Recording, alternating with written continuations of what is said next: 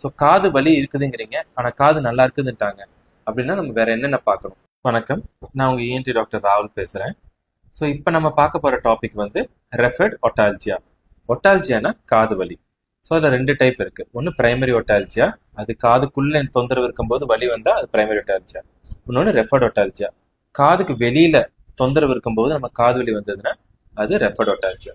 நம்ம பெரியவங்களுக்கு வரும்போது என்ன பார்க்கணும்னா 5 T's. ஒன்று டிஎம்ஜே, டெம்பரோமேண்டிபுலர் ஜாயிண்ட்.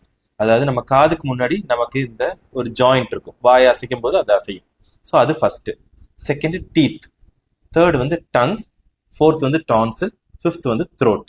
இந்த 5 டீல தொந்தரவு இருக்கும்போது நமக்கு காது வலி வரலாம். எதனால் அது வருது? நம்ம காதுக்கு பார்த்தீங்கன்னா 6 நரம்பு சப்ளை பண்ணுது.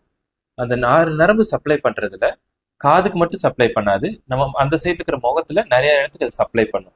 ஸோ அங்கெல்லாம் தொந்தரவு இருக்கும்போது அது நம்ம காதுக்கு வலி இருக்கிற மாதிரி நமக்கு பெர்சீவ் பண்ணுவோம். அதனால தான் அது ரெஃபர்ட் ஒட்டால்ஜியான்னு சொல்லுவோம். ஸோ காது வலி இருக்குதுங்கிறீங்க, ஆனால் காது நல்லா இருக்குதுன்ட்டாங்க அப்படின்னா நம்ம வேற என்னென்ன பார்க்கணும்? நமக்கு ஒரே சைட்ல மென்று சாப்பிடுவான், அடிபட்டிருக்கும், புண்ணு வந்திருக்கும், அது மோஸ்ட் காமன் காஸ். அப்புறம் நாக்குல அல்சர் இருக்கா, சொத்தப்பல் இருக்கா, டீத்துல டான்சில் இன்ஃபெக்ஷன் இருக்கா, இதெல்லாம் ஈஸியா பார்த்துடலாம். ஸோ இதனால ஃபர்ஸ்ட் செக் பண்ணணும். இதுல என்ன தொந்தரவு இருக்கோ அதை ட்ரீட் பண்ணாவே நமக்கு இந்த காது வலியும் சரியாயிடும். தேங்க்யூ.